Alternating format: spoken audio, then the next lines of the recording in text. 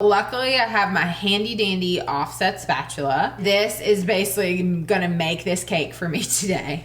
Hey guys, I'm Rishon from Food Stylist Versus. And I know there are a lot of you that are having birthdays right now and you still wanna celebrate and make it special. We have a really delicious, easy, classic birthday cake recipe that I'm gonna show you how I build and style at home and hopefully inspire you guys to make your birthday cake special no matter where you are or what you've got. So first things first, before you even start building your cake, you have to decide what you're gonna put your cake on. Normally, that would be a cake stand. Well, guess who doesn't have a cake stand at home? You can honestly just put it on a decorative plate, but you know, I don't really have very many of those either. So I have this really nice small board that I'm gonna use as my cake plate. And since I don't wanna build my cake directly on this wood surface, I'm also going to put my cake on top of some parchment paper. I have my cake layers that I cooked the night before and cooled in the refrigerator overnight.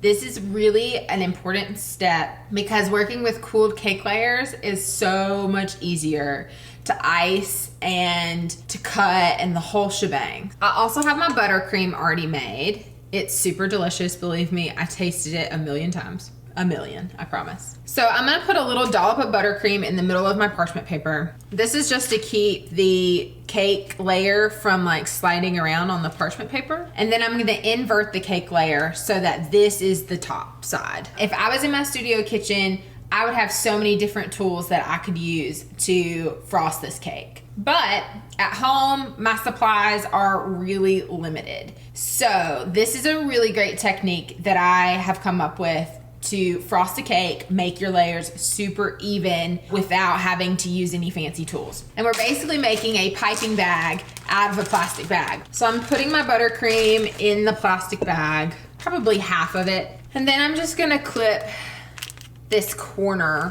So from here, I'm gonna start and make a border around the edge of the cake. I'm gonna do the same motion and fill in the center. Now I'm going to smooth that out. In the studio, I have a really great like Lazy Susan style cake plate that turns so you can turn the cake as you frost it. Luckily, the parchment paper can kind of swivel, so I'm gonna use that to my advantage. All right, so now that that is smoothed out and I have like a level surface, I'm gonna add my other cake layer. Also doing the same thing where I invert it. So you'll notice I didn't trim my cake layers. And if I was doing this for a food styling set, I probably would trim my cake layers just to make sure that they were super straight edge and that whole thing. But at home, this is for consumption. You still wanna make it look like super pretty, which it's going to be. But you don't have to fret about all those extra steps as far as like trimming the layers unless your cake is like super uneven. I don't really want to like mess with a whole bunch of cake crumbs, so I didn't trim. But as you can see, it's like pretty even. I'm not worried about it. It looks great. Okay, so I'm gonna use the rest of what I have in the piping bag to do the same thing I did on the center on the top. I'm also gonna take what's left in this bag and kind of start going around the sides. So I'm doing the same thing as I did in the middle where I'm just like smoothing the frosting out on the top. I'm definitely like dragging the extra buttercream to the edges so that I can incorporate it with the rest of the cake. I'm not doing a crumb coat on this cake. I think that a crumb coat is really nice to do, especially for food styling on a photography set. But in this case, I don't really think it's necessary. My cake layers are cold, so that helps with the crumbs not necessarily coming off as much. Obviously, another really nifty thing about using parchment paper is that it's catching all of my frosting mess as I'm frosting this cake. So this is a really great trick just for if you're like me and you make a little bit of a mess. So now that my cake is pretty much totally frosted, I'm just going back over and I'm seeing if there are any spots. There's a spot that need just filling in. And with my offset spatula, I'm really just trying to get that outer layer like as smooth as possible. Obviously, like having a bench scraper, that would really, really help with like creating a real smooth sided look to this cake. But also at the same time, it's not necessary. If you like cake that has like texture to it, just embrace it and go for that. I'm just taking my paintbrush and a paper towel and I'm going around the bottom of the parchment paper where I totally made like a little bit of a mess, and I'm just cleaning that up a little bit. So now the parchment paper is just like a little bit more tidy. And now sprinkles. So this is one thing I did have at my house. Who knows why, but it's a sprinkle mix. And obviously you can just use whatever kind of sprinkles you have. If you don't have sprinkles, don't fret.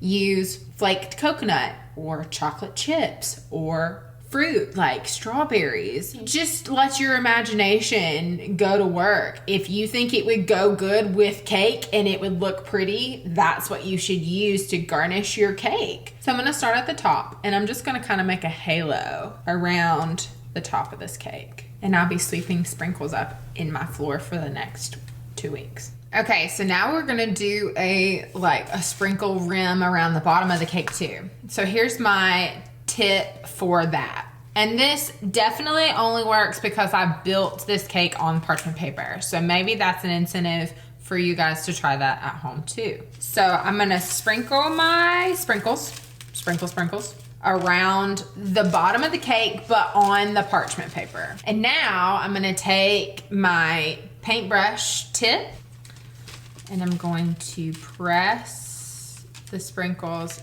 up the side of the cake with the parchment paper, like so. Then you just take your paintbrush and you can just scoot the sprinkles down to like the next area that you're gonna work in and do the same thing. And make a total mess, I promise. I clean up after myself though, so that's a good thing. Ta-da!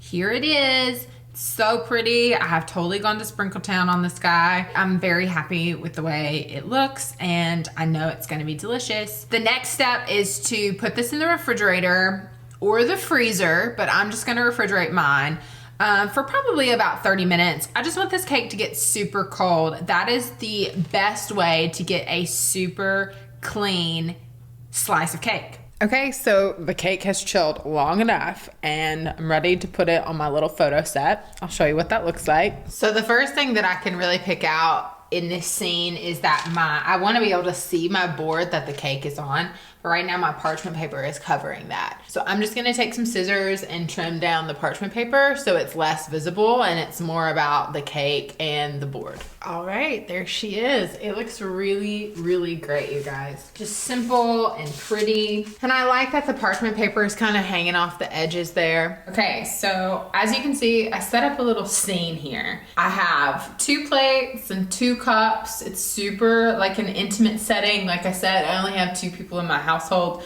so it's not gonna be a big party, also because we're like quarantined and staying at home right now, so we're not having a big shebang birthday party celebration. I also gave it some context, so I have my sprinkles in the shot, so it makes it seem like I just did that in the moment in this environment. I added a little bit of greenery. This is something that I just like foraged out of my yard. I'm not going to the store every day and fresh flowers are totally a luxury right now. So I just got some clippings of something that was close by and something that was really pretty to add a little bit of festiveness to it, something bright. And of course the center is the cake in the middle, and it's like definitely the piece that you want to catch your eye. So I'm gonna take a slice out of the cake. I want to be able to see the slice. So I'm gonna do the slice somewhere in this like front vicinity. And then I'm definitely gonna put slices on the plate because I want you to see those slices. I want you to feel like you're there. I want you to feel like you're invited to this party and just sort of like really be in that moment with me. I also have birthday candles, so I'll also light birthday candles. All right guys, moment of truth. I'm gonna slice the cake. Ooh, look at that. Pretty layers. Let me make sure it's in the light so you can see it. All right, so it looks good with just 1 slice out, but I think I'm gonna go ahead and take 2 slices out so that way you like really can get the context of it being for at least 2 people. All right, I'm gonna clean up this scene a little bit and I'll come back and talk to you about what I've done. All right guys, the slices came out great. It's sliced super clean, and I pretty much give all that credit to it being in the refrigerator and those cake layers being cold. I left the sprinkles, I kind of took them off the surface, but I added some to the plate and I made sure there was some visible down at the bottom. This is like a really lived in scene. So I wanna make sure that it comes across that way and not make it look too perfect. Thank you so much for watching. I hope you enjoyed seeing me style a birthday cake at home. And I hope you feel inspired to make those birthdays during this really crazy time something special. And it's very easy just to use what you have on hand and don't worry about it. It's really just the thought that counts. Please make sure you're following Food Stylist Versus on YouTube and you're subscribed. And while you're at it, follow me on Instagram at Rishon Marie. I'm sharing what I'm doing at home all the time. And if you have any questions, please feel free to reach out to me. I'm really happy to talk to you guys about what you're doing. And that's it for now. I'm gonna go eat a piece of cake. So take care, you guys.